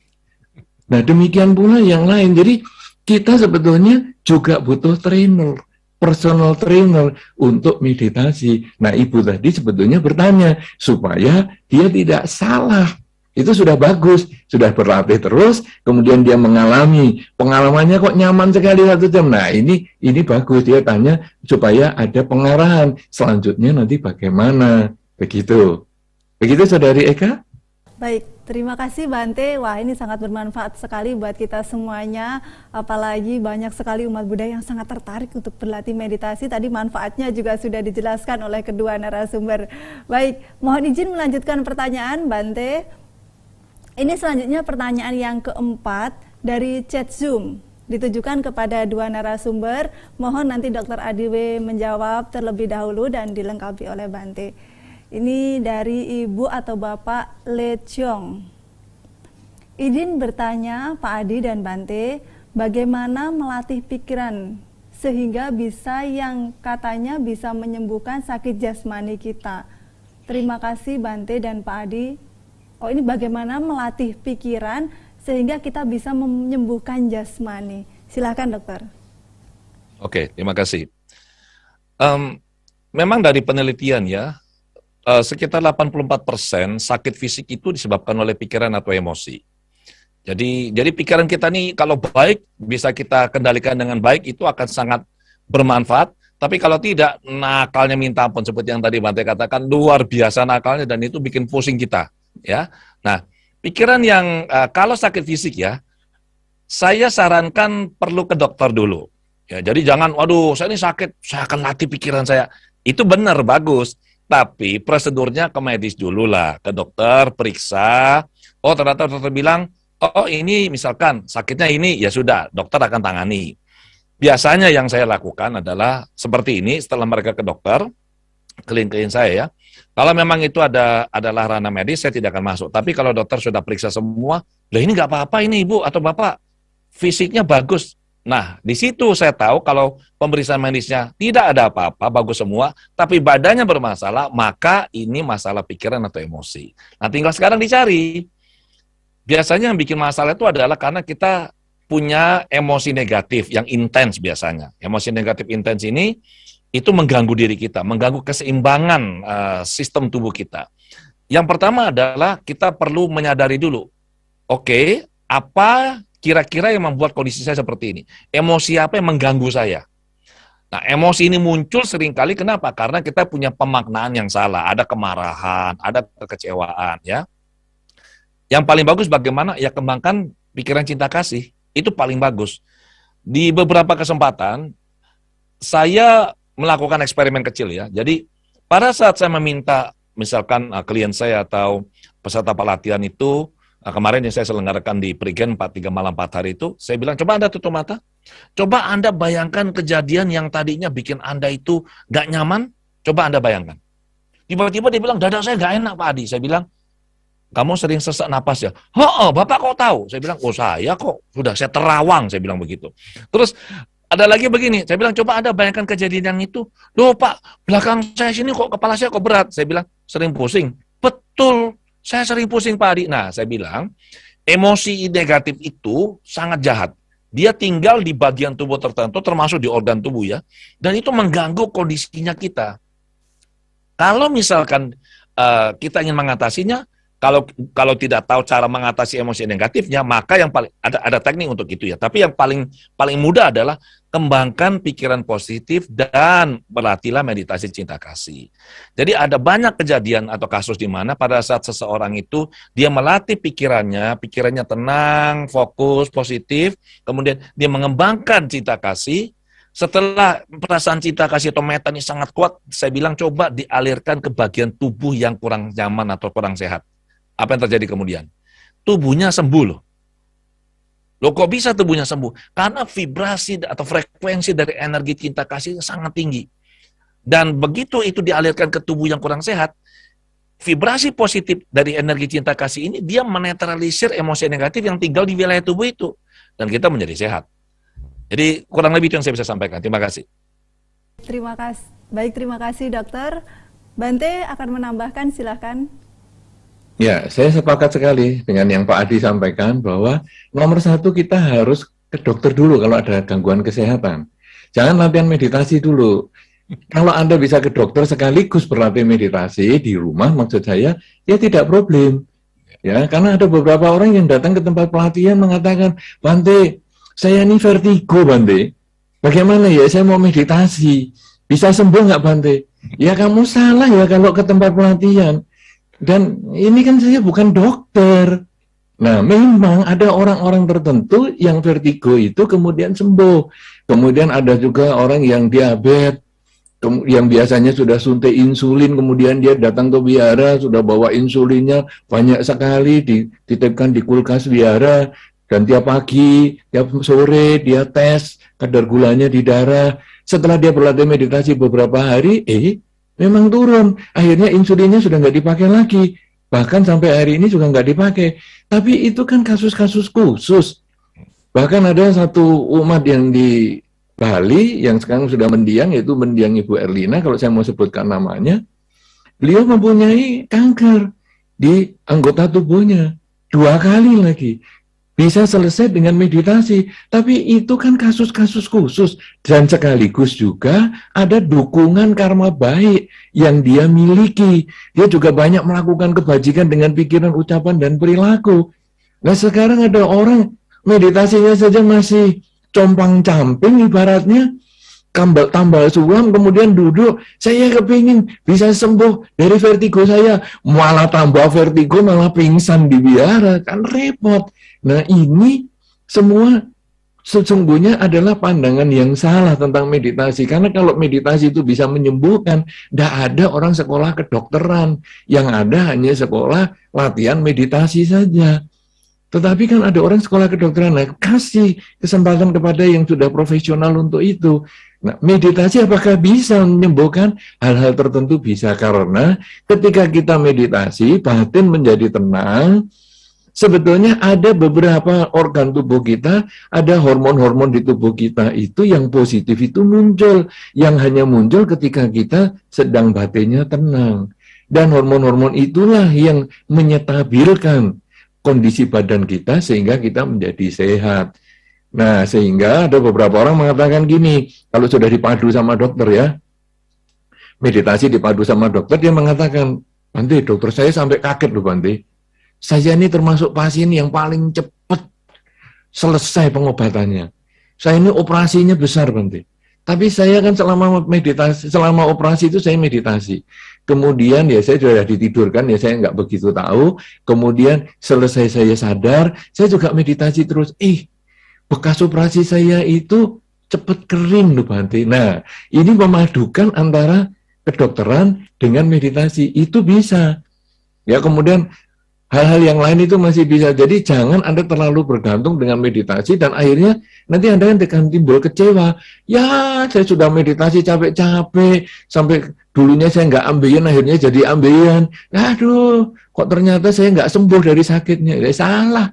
Karena kalau sembuh ya itu adalah salah satu efek samping dari meditasi. Karena tujuan meditasi adalah melatih kesadaran pikiran kita, melatih pikiran kita fokus. Kecuali Anda mau berlatih meditasi untuk kesehatan, itu beda lagi ya, karena meditasi itu sebetulnya jurusnya banyak sekali. Ada untuk meditasi kesehatan. Nah, kalau Anda kepingin sehat, ya Anda latihlah meditasi kesehatan. Anda pengen punya kekuatan, kayak tadi yang Pak Adi sampaikan, supaya nanti energi pikiran kita arahkan ke tangan kita, sehingga nanti begitu kita pukul, misalnya batang kayu, misalnya kayunya langsung patah misalnya. Nah, itu Anda harus belajar meditasi untuk kekuatan. Nah, kemudian Anda mau membaca pikiran, ya mungkin Anda belajar meditasi untuk kesaktian semacam itu. Tapi kalau Anda mau belajar meditasi Buddhis, bukan itu yang Anda dapatkan. Kalau Anda mendapat itu hanya efek samping. Karena prinsip meditasi Buddhis adalah mengembangkan kesadaran supaya kita sadar setiap saat bahwa hidup adalah saat ini untuk memperbaiki dan meningkatkan masa lampau dan untuk membangun masa depan yang lebih cerah. Begitu, ya. Silakan sekarang Saudari Eka, terima kasih. Ya, terima kasih Bante dan Dokter. Tadi penjelasan dari kedua narasumber sepakat bahwasanya itu bisa, hanya saja itu situasional sekali. Apabila kondisi sakit, disarankan untuk ke dokter terlebih dahulu. Apabila di dokter memang tidak terdiagnosa sakit fisik, barulah mungkin dengan latihan meditasi dengan Bante atau berkunjung langsung ke dokter Adiwe, mungkin itu rasa sakitnya bisa sedikit berkurang dengan berlatih, atau bahkan mungkin total bisa penyakitnya terangkat seperti itu. Tapi dengan catatan harus ke dokter terlebih dahulu. Baik, terima kasih Bapak Ibu dan sahabat Dhamma. Saya lihat pesertanya banyak sekali pada malam hari ini. Saat ini masih bertahan lebih dari 900 umat di Zoom, dan di YouTube masih 100, 200, 300, ratusan umat nih Bante dan dokter. Jadi luar biasa sekali, dan saya menyarankan kepada umat yang malam hari ini menonton mungkin menyempatkan waktu screenshot, kemudian bisa di-post juga di Instagram, kemudian mention Instagram Nalanda Foundation, mention juga Instagramnya Dr. Adiwe, Instagramnya adiwegunawan.id. Benar ya dokter? Iya. Dan bisa juga mention ke Instagram timnya Bante Utamo. Tadi saya juga melihat Instagramnya itu yang saat ini digunakan adalah Bodigiri ya Bante. Oh. Ya, dan mungkin bisa juga mention sahabat-sahabat di tim Nalanda Foundation yang dikenal. Nanti kita akan repost mention dari teman-teman semuanya, sekala acara malam hari ini begitu ramai juga bisa disaksikan oleh banyak umat. Baik, terima kasih Bante. Ini pertanyaan masih banyak sekali, Dr. Adi, ini pertanyaan masih banyak sekali. Antusias dari umat sangat luar biasa sekali. Jadi panitia sebagai apresiasi kepada peserta semuanya, mengingat waktu juga sudah mendekati jam 9, ini kita mohon izin mungkin melanjutkan 2-3 pertanyaan lagi Bante dan dokter. Ya, silakan. Baik, terima kasih, dan ini pertanyaan kita pilih karena ini sepertinya sangat bermanfaat untuk semua umat, dan pastinya ini juga mewakili pertanyaan-pertanyaan yang lainnya. Mohon izin kita lanjutkan dokter dan Bante. Ya, selanjutnya pertanyaan dari chat Zoom untuk kedua narasumber kita pada malam hari ini dari Bapak Vicky. Pertanyaannya, izin bertanya bagaimana cara mengontrol pikiran supaya rasa cemas tidak berlebihan. Trauma belum terjadi. Kadang saya meditasi 15 menit, kadang pikiran-pikiran yang cemas bisa lewat seketika. Terima kasih. Silakan Dr. Adiwe. Oke, terima kasih. Jadi begini, kita perlu memahami dulu ya, sebenarnya cemas ini apa sih artinya? Cemas, khawatir, was-was, ini dia dalam satu kelompok dengan takut sebenarnya ya. Jadi perasaan cemas ini sebenarnya adalah perasaan antisipasi bahwa sesuatu yang kita persepsikan, kita rasa atau kita yakin tidak baik atau kurang baik akan terjadi di masa depan, dalam waktu dekat. Maka dengan kita menyadari ini, yang perlu kita lakukan adalah kita menyiapkan diri. Seringkali itu orang tuh cemas untuk hal yang sebenarnya tidak perlu dicemaskan. Jadi mereka cemas terus tapi tidak tahu apa yang harus dilakukan. Maka yang biasanya saya sarankan adalah, karena pikiran sadar ini kan terbatas kemampuannya. Jadi saya bilang, udah gini aja deh, coba duduk tenang dulu, tulis apa yang Anda cemaskan. Anda tulis, saya bilang. Ditulis. Nah, setelah ditulis, kemudian coba dipikirkan kira-kira ini solusinya apa. Kita tulis juga. Jadi dengan kita menulis ini, pikiran kita ini yang tadinya dibingungkan, disibukkan dengan kecemasan atau gambar-gambar mental yang bikin kita nggak nyaman, sekarang dia bisa melihat, oh, masalah saya ternyata ini ya, solusinya kelihatan ini nih. Nah, dengan kita menyadari seperti ini, itu cemasnya akan turun dengan cepat ya. Apalagi kalau memang solusinya itu benar-benar bisa kita lakukan. Dan seperti yang tadi Bante sudah jelaskan dengan sangat-sangat baik ya, bahwa pikiran kita kan tidak bisa memikirkan dua hal dalam saat yang bersamaan. Jadi kalau kita lagi cemas, artinya film yang kita nonton di pikiran kita itu adalah film atau gambar yang bikin kita cemas. Coba di switch. Nah, saya benar-benar terinspirasi dengan apa yang saya dengar dari Bante sekian tahun yang lalu, dan juga sering saya ulang-ulang di beberapa pertemuan kalau saya mengajar ya. Orang selalu tanya, Pak, gimana supaya nggak cemas lu? Kalau Anda cemas, itu berarti kan Anda memikirkan masa depan. Artinya Anda tidak hidup di saat ini. Nah, gimana caranya supaya pikiran yang lari-lari itu dikembalikan ke saat sekarang ini? Ya mudah, saya bilang, saya kutip dari yang Mbak Bante ajarkan, tanya pada diri Anda sendiri, saat ini saya sedang apa? Nah, kalau saat ini saya sedang apa? Misalkan lagi nyetir nih, tiba-tiba cemas. Atau meditasi, tiba-tiba cemas. Anda tanya, saat ini saya sedang apa? Oh, saat ini sedang meditasi. Objeknya napas. Jadi kembalikanlah ke objeknya. Jadi kalau kita bisa mengarahkan pikiran kita, mengendalikan pikiran kita untuk memikirkan apa yang kita mau dia pikir, maka cemas itu tidak akan lagi jadi masalah. Demikian, terima kasih. Baik, terima kasih dokter. Bante, silahkan bisa melengkapi. Ya, saya sangat sepakat dengan yang disampaikan oleh Pak Adi. Memang kita ini punya 3 dimensi waktu, masa lalu, masa sekarang, dan masa depan. Masa lalu kadang-kadang menimbulkan penyesalan dan lain sebagainya. Kalau masa depan tadi ada kecemasan, ketakutan, kegelisahan. Tapi masa lalu ada penyesalan, ada hal-hal yang membuat kita sedih, membuat kita bangga, membuat kita bahagia, dan lain sebagainya. Nah, di dalam latihan pengendalian pikiran atau keterampilan berpikir, itu kita menyadari saat ini sedang apa, supaya bukan kita menolak masa lalu atau masa depan, tapi supaya kita bisa memaksimalkan saat ini. Karena hanya saat inilah yang kita hidup. Masa lalu kita pernah hidup. Masa lalu itu tidak harus masa yang lama ya.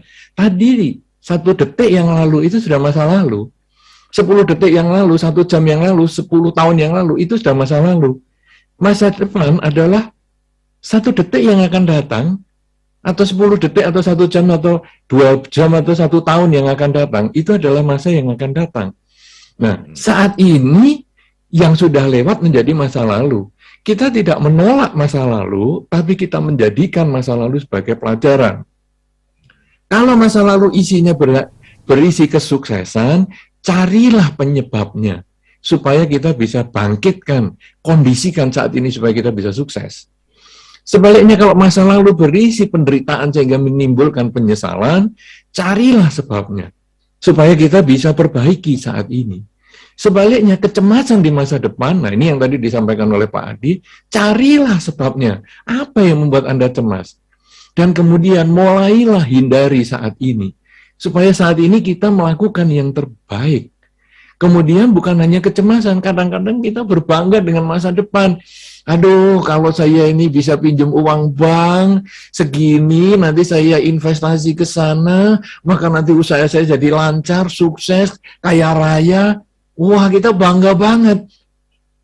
Nah, itu juga kita harus siapkan bahwa di balik kesuksesan dan kebanggaan kita di masa depan itu juga diancam atau terancam dengan mungkin kegagalan. Sehingga mungkin dengan kegagalan itu hutang kita malah bertambah dan lain sebagainya. Nah, itu kita harus siapkan sejak saat ini. Bukan hanya bangga dengan nanti saya bisa sukses, tapi seandainya saya gagal, juga saya harus siap.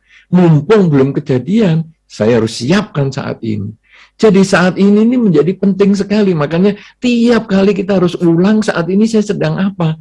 Ketika tadi bermeditasi, saat ini sedang apa. Apa saja yang bukan objek meditasi saya, abaikan. Dan begitu muncul yang baik-baik di masa lampau, cari sebabnya supaya kita bisa kembangkan di saat ini. Tapi kalau saat meditasi, pikiran masa lampau maupun masa depan, abaikan. Sampai kita bisa belajar fokus, baru mengamati masa lampau dan masa depan, agar memaksimalkan saat ini. Jadi Anda cemas adalah normal. Anda menyesal juga normal. Anda bahagia juga normal ketika mengingat keberhasilan Anda di masa lalu. Anda merasa senang nanti di masa depan akan tampak kesuksesan Anda, itu juga normal. Tetapi yang penting, apa yang sudah Anda lakukan saat ini? Apa yang sudah Anda lakukan saat ini untuk memperbaiki kesedihan Anda di masa lalu, ataupun untuk meningkatkan kebahagiaan Anda di masa lalu dan membangun kebahagiaan di masa depan? Apa yang sudah Anda lakukan untuk kecemasan di masa depan? Nah, itu tadi Pak Adi sudah menjelaskan dengan baik sekali. Ini hanya sebagai tambahan saja untuk membungkus semuanya ini agar Anda memahami dengan jelas konsep kerja pikiran itu. Ya, terima kasih. Silakan, Saudari Eka. Terima kasih kepada kedua narasumber. Jadi mungkin mengingat saat ini sedang apa ini merupakan jurus jitu ya Bante dan Dr. Adiwe untuk kita bisa melatih pikiran ini. Ya, kedua narasumber menyepakati Jadi Bapak Ibu mungkin bisa ditempel di mana-mana alatnya, di laptop ditempel saat ini sedang apa, di kamar tidur ditempel saat ini sedang apa, di toilet mungkin bisa ditempel juga. Jadi kesadaran kita sangat terbantu dengan tulisan-tulisan itu sepertinya. Ya Bapak Ibu, setelah talk show ini bisa silahkan dipraktekkan dan rasakan manfaatnya secara langsung. Terima kasih, kita lanjut ke pertanyaan selanjutnya. Ini ada yang raise hand dari Ibu Harita. Selamat malam Ibu Harita. LA ini. Ya. Mandami Bante, Namo Buddhaya Pak Adi, host dan co-host. Terima kasih kesempatan. Sekarang saya mau bicara tentang cara kerja pikiran ya. Apa hubungannya cara pekerjaan pikiran saya dengan hasil yang saya dapat? Contohnya aja. Waktu beberapa saat yang lalu, saya beli mobil, saya dapatnya above and beyond. Gak perlu saya sebutin lah. Jadi sekarang yang saya bilang, contohnya aja plat nomornya. Tentu saja saya sebagai orang Asia nggak mau punya dapat nomor 4 dan 5. Nah, tiap hari kalau saya lagi habis didambatin saya bilang, semoga saya dapat nomor cantik, semoga nggak ada nomor 4 dan 5. Nah, 2 minggu dan nunggu dapat nomor itu, ternyata saya dikasih nomor GJ 388. Itu saya surprise. Karena itu betul-betul nomor yang luar biasa cantik. Nah, saya pengen tahu keinginan saya itu ada di frekuensi mana, di beta, alfa, tetra, atau delta. Dan secara karma juga, apakah itu segitu mudahnya aja karma baik saya berbuah. Saya rasa ada yang above dan beyond itu ada faktor yang lainnya gitu loh. Tolong minta pencerahannya secara spiritual dan secara pikiran. Bisakah itu dibuktikan secara saintifik? Terima kasih. Terima kasih Ibu Harita. Dr. Adi W. Gunawan, kami persilahkan. Oke, terima kasih. Jadi begini ya, yang Ibu lakukan ini sebenarnya adalah menggunakan pikiran untuk mencapai tujuan spesifik, Bu. Itu yang secara bahasa sekuler itu disebut dengan the law of attraction. Jadi hukum daya tarik. Hukum daya tarik ini benar adanya. Singkat ceritanya saja, bahwa semesta alam ini terdiri dari energi, tidak ada ruang kosong. Bahkan celah-celah terkecil dimanapun katanya di antara atom-atom itu terisi oleh medan energi. Dan ini berdasarkan riset ya, dan itu dipublikasi di jurnal The Nature. Medan energi ini yang dikenal dengan medan kuantum ini bekerja dengan 2 syarat. Ini medan energi yang sangat cerdas ya. Bekerja dengan 2 syarat. Yaitu nomor 1 harus ada emosi yang intens, nomor 2 harus ada bentuk pikiran. Jadi jangan dibalik. Emosinya dulu baru bentuk pikirannya. Apabila kita punya emosi positif maupun negatif, kemudian ada sebuah bentuk pikiran yang muncul, maka kita akan dapat loh itu. Hati-hati itu. Jadi kalau Ibu misalkan berharap, oke, tadi saya mendengar Ibu berkata begini, saya tidak mau nomor 4 dan 5. Tetapi Ibu menutup lagi dengan sebuah pernyataan bahwa saya terus berucap, semoga saya dapat nomor cantik, semoga saya dapat nomor cantik. Nah, kalau Ibu fokus ke nomor cantiknya, Ibu dapat nomor cantik. Tapi kalau Ibu fokusnya, aduh, semoga saya nggak dapat nomor 4 dan 5, semoga saya nggak dapat nomor 4 dan 5. Apa yang terjadi, Ibu? Ibu akan dapat nomor 4 dan 5. Di kitab suci juga dituliskan, di kitab suci yang saya kutip dari Bible ya, itu di sana ditulis bahwa apa yang aku takutkan itu yang menimpa diriku dan apa yang aku cemaskan itu mendatangiku. Itu sebenarnya hukum pikiran itu. Oke? Jadi bisa disimpulkan bahwa pikiran itu begitu dahsyat, vibrasinya luar biasa, itu sama sekali tidak mengenal batas ruang dan waktu. Jadi kalau kita berpikir mengenai sesuatu, kemudian kita arahkan pikiran kita, orang mau di Amerika, mau di mana, itu pasti pikiran kita getarannya pasti akan sampai ke sana. Jadi itu yang saya bisa sampaikan. Kalau dalam konteks karma, nah monggo Yang Mulia Bante yang akan menjelaskan. Terima kasih. Terima kasih. Silakan Bante melanjutkan. Ya, jadi niatnya tadi sudah bagus ya, pengen punya mobil dengan nomornya ini. Tetapi kalau tidak memiliki dukungan karma yang cukup, juga tidak bisa. Anda bisa buktikan dengan berapa keinginan Anda yang bisa tercapai. Sekarang saya ingin ini, saya ingin itu, saya ingin itu. Berapa yang bisa tercapai? Nah, kadang-kadang kita hanya ingat yang kita capai. Padahal ada banyak sekali yang kita tidak capai. Dan itu kita abaikan, ya memang bukan karma saya lah, ya memang bukan waktunya dapatlah. Karena nanti ketika Anda misalnya dapat dengan angka 4 atau 5, Anda pun nanti juga akan merasionalisasi pendapatan itu dengan mengatakan, ya memang karmaku nggak mendukung, dan akhirnya ya sudah selesai. Tapi karena Anda mendapatkan sesuai dengan yang diharapkan, lalu muncullah, kalau gitu kekuatan pikiran saya luar biasa. Ya, tidak sehebat-hebat itulah. Jadi semua itu tentu ada dukungan karmanya yang lain. Apalagi kita belum mampu misalnya memusatkan pikiran kita secara maksimal, sehingga pada saat kita ada keinginan itu, pikiran kita hanya satu itu saja. Itu sudah memahami konsep tentang apa saja yang bukan objek, abaikan.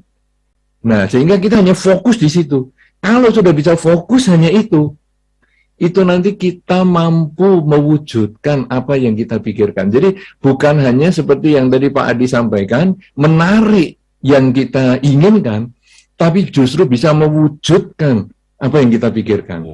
Nah, inilah yang kemudian muncul kemampuan-kemampuan kualitas batin tertentu. Misalnya, dengan kekuatan konsentrasi saya mau menjadi lebih banyak.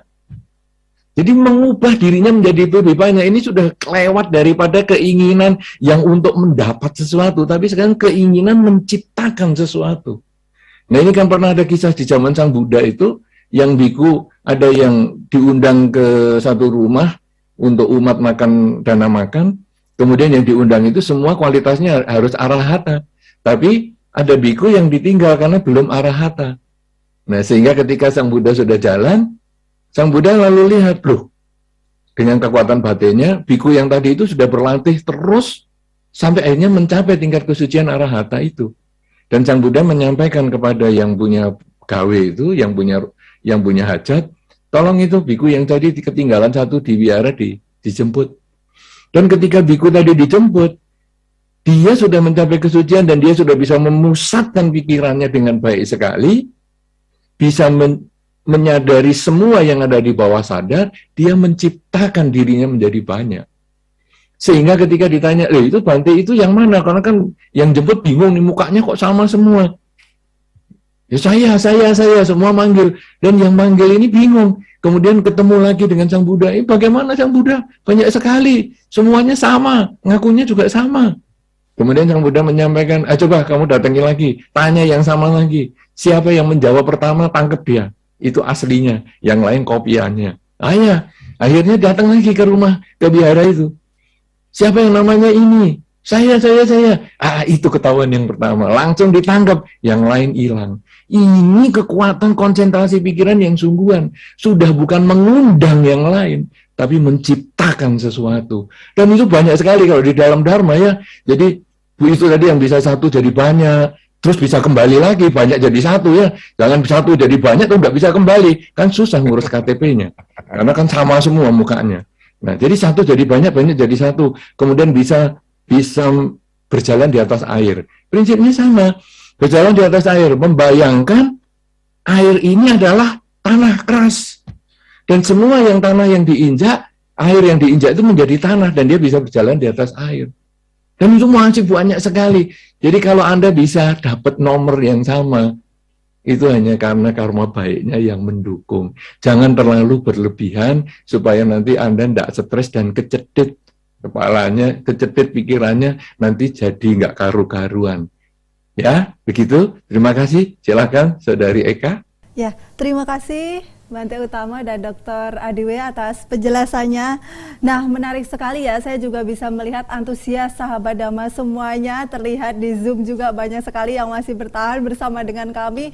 Bahkan di YouTube, update terbaru dari panitia lebih dari 700 umat masih terhubung bersama dengan kami. Terima kasih Bapak Ibu dan sahabat Dhamma semuanya. Karena waktu terbatas, ini menjadi pertanyaan yang terakhir, Bante dan Dr. Adiwe.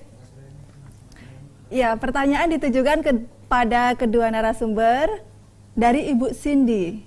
yang masuk melalui chat Zoom. Selamat malam, izin bertanya, bagaimana cara kita mempertahankan pikiran positif ketika kita dikelilingi oleh lingkungan yang toksik atau negatif? Terima kasih. Silahkan Bante. Baik, jadi seorang umat Buddha adalah orang yang tidak pernah menyalahkan pihak lain. Ya, ini saya katakan sebagai orang umat Buddha ya, karena begini, Anda walaupun umat Buddha, Anda walaupun sudah hafal parita, Anda walaupun sudah hafal kitab-kitab suci di agama Buddha, selama masih menyalahkan pihak lain, itu belum umat Buddha. Kenapa demikian? Karena umat Buddha itu melihat segalanya adalah karena pikiran sendiri. Tadi di awal penjelasan Pak Adi ini sudah disampaikan ini, bahwa semua itu permainan pikiran. Pikiran kita itu seperti satu kapal, mungkin kecil aja, di tengah lautan. Air laut yang sedemikian luas, bahkan bukan hanya lautan tapi samudra, dia tidak akan masuk ke kapal kalau kita tidak mengizinkan dia masuk.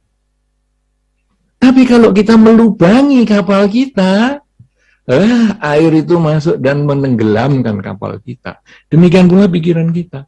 Anda mau bergaul dengan siapapun juga, nggak ada masalah. Mau toksik, nggak toksik itu kan urusannya dia. Tapi sikap Anda bagaimana? Kalau Anda membaca Dhammapada, Anda akan memahami bahwa ada kata-kata, kalau tangan tidak luka, pegang racun, tidak ada masalah. Kalau batin tenang dan fokus, toksik datang itu tidak masalah. Dan kita tidak bisa menjudge ataupun kita menghakimi, oh si A toksik, aku nggak mau bergaul. Si B toksik, aku nggak mau bergaul. Si C toksik, nggak mau bergaul. Akhirnya kita nanti hanya kuper, kita hanya ada di dalam cangkang kita sendiri dan kita tidak mau bergaul dengan siapapun juga karena alasan toksik dan tidak toksik tadi. Toksik urusan dia. Nah, sekarang dia walaupun Anda anggap toksik, tapi dia masih punya nilai-nilai yang baik. Tidak ada di dunia ini yang semuanya sempurna. Sempurna jeleknya maupun sempurna baiknya. Dia toksik di satu sisi, tapi mungkin dia pandai tentang ilmu pengetahuan. Nah, jadi kita bergaul dengan dia di bidang ilmu pengetahuan. Begitu dia mau toksiknya dikeluarin, kita belok. Kita tanya, bagaimana ya? Sekarang ada gosip-gosip tentang metaverse itu bagaimana ya? Nah, akhirnya dia lupa dengan toksiknya ini. Dia cerita tentang metaverse-nya. Nah, ada orang lain toksik juga. Tapi dia seneng nonton drakor, drama Korea. Jadi ketika dia mau toksiknya keluar, kita tetap bergaul dengan dia, tapi kita langsung mengalihkan. Itu ada film yang terbaru itu kamu sudah nonton belum? Nah, dengan cara demikian, kita tidak mengizinkan air laut itu masuk ke kapal kecil kita ini. Kita tidak mengizinkan nilai-nilai buruk itu masuk ke pikiran kita, karena ketika kita kemudian jadi buruk, kita kemudian dikatakan keluarga kita, kamu kok toksik banget sih? Iya, aku ketularan itu, maaf. Ajaran Buddha tidak seperti itu. Kamu ketularan karena dirimu sendiri. Karena kamu deket-deket dan kamu membuka dirimu sendiri. Sama dengan corona atau COVID. Aduh, saya ketularan si A, bukan karena kamu mengizinkan dirimu ketularan dengan tidak menggunakan masker, dengan kamu tidak menjaga kesehatan. Ini semua adalah karena diri kita. Dan ketika Anda tidak pernah menyalahkan pihak lain, itulah Anda sudah melakukan ajaran Sang Buddha. Anda sudah menjalankan Dharma. Dan Anda sudah mengolah pikiran Anda menjadi pikiran yang positif. Karena itu, ingat baik-baik bahwa orang lain boleh bersikap apa saja, tapi reaksi kita ditentukan oleh kita sendiri. Kalau pikiran kita positif, maka reaksinya kita positif.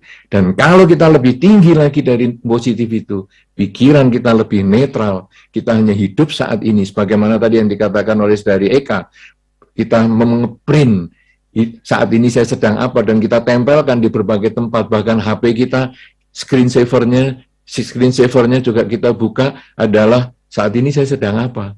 Kemudian yang lain-lain juga saat ini saya sedang apa. Maka ketika Anda selalu sadar saat ini, maka tidak ada lagi teman toksik ataupun tidak toksik.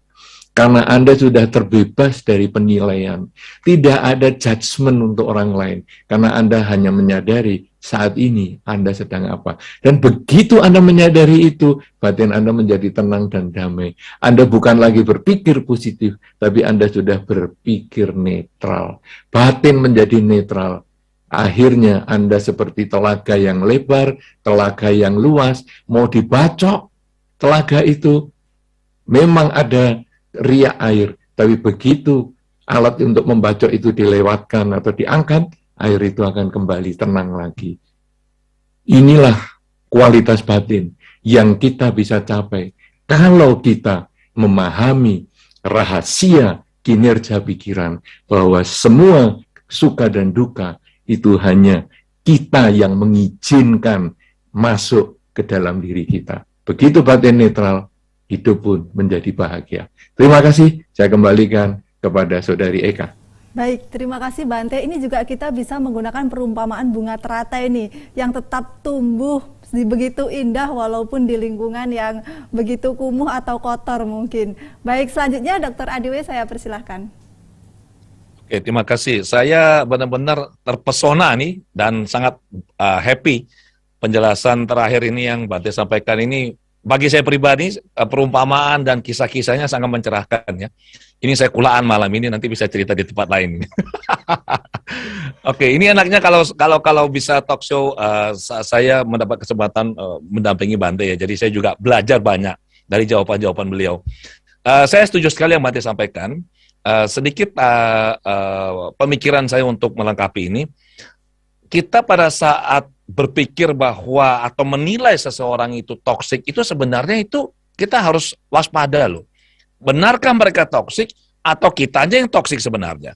Jadi kita nggak bisa serta-merta menilai orang lain toksik, itu yang pertama. Kedua, apabila misalkan mereka benar toksik, nah kalau kita menggunakan kacamata penilaian, tadi Bante sangat bagus sekali menyatakan, kita sebisa mungkin kalau bisa itu berpikir netral, jadi melihat apa adanya. Ya, kalau kita melihat apa adanya, tidak memberikan penilaian negatif, kita tenang batinnya. Oh, kita menyadari, oh ada orang seperti ini. Sudah, kita tidak menilai. Sebenarnya pada saat seseorang menilai orang lain itu toksik, biasanya itu dalam batinnya, dalam perasaannya itu akan muncul ketidaksenangan biasanya.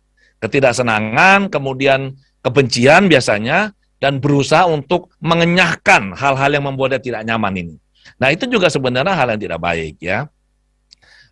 Saya menawarkan sebuah perspektif yang lain, yaitu cobalah kalau kita melihat, misalkan benar bahwa orang itu toksik, perilakunya itu katakanlah kurang baik, misalnya, alih-alih kita marah kepada orang ini atau nggak suka sama orang ini, coba munculkan perasaan welas asih. Ya, orang-orang yang katakanlah toksik itu sebenarnya tidak bertujuan untuk melukai orang lain, tidak bertujuan sebenarnya untuk melukai kita. Tapi sebenarnya kalau kita lihat ke dalam diri mereka, itu ada sebuah jeritan hatinya bahwa saya minta tolong. Kondisi saya seperti ini tuh bukan saya mau. Mungkin karena pengalaman masa lalu, atau mungkin pemahaman yang kurang benar. Jadi justru kita harusnya tuh punya welas asih dan berpikir, bagaimana ya saya bisa membantu orang ini ya. Nah, dengan kita bisa mengembangkan kondisi batin seperti ini, sebenarnya kita tidak lagi melihat itu sebagai kondisi yang toksik, tapi sebagai sesuatu atau lahan atau kesempatan bagi kita bisa berbuat kebajikan. Paling tidak kalau kita nggak bisa berbuat kebajikan dalam bentuk membantu, memberikan saran atau apalah, paling tidak kita memberikan kiriman pikiran positif, katakanlah meta kita kepada mereka. Itu baik di kita dan juga baik di mereka. Jadi itu yang saya ingin sampaikan untuk melengkapi. Terima kasih. Silakan kembali ke Eka. Baik, terima kasih Dr. Adiwe dan Bante Utamo, luar biasa ya tadi penjelasan mengenai pertanyaan terakhir ini menjadi banyak sekali insight dan perenungan-perenungan yang bisa kita lakukan dalam kehidupan kita sehari-hari. Luar biasa sekali, dan tidak terasa izin saya tadi 2-3 pertanyaan sudah berlalu. Jadi jangan menyalahi aturan kita dengan menambah pertanyaan lagi, karena juga waktu sudah berlalu lebih dari jam 9 saat ini.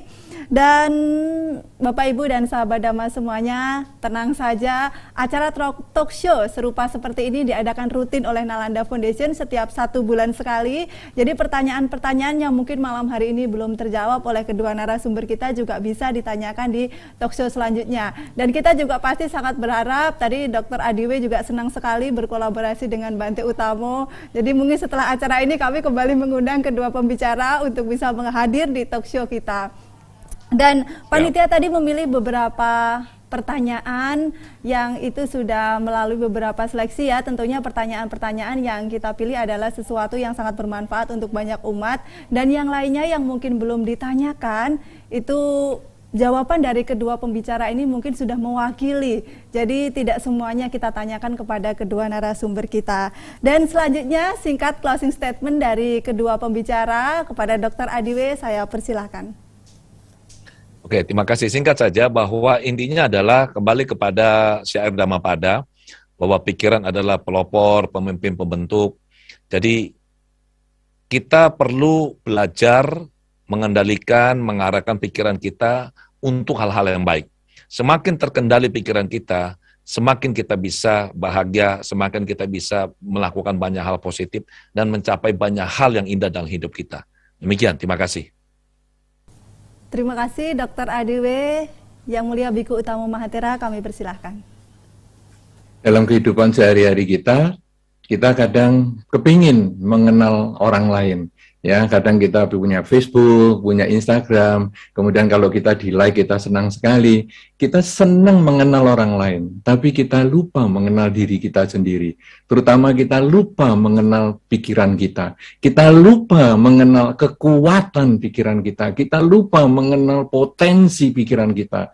Dan dalam kesempatan ini kita sudah membahas dengan cukup banyak bagaimana kita mengenali pikiran kita yang punya 3 dimensi waktu itu yang kita harus tetapkan untuk saat ini, sehingga ketika kita selalu sadar hidup adalah saat ini untuk memperbaiki masa lalu dan membangun masa depan, maka potensi pikiran kita, kekuatan pikiran kita akan menjadi sangat luar biasa untuk membangun hidup kita menjadi bahagia, keluarga kita bahagia, lingkungan kita bahagia, bahkan semua makhluk berbahagia. Terima kasih.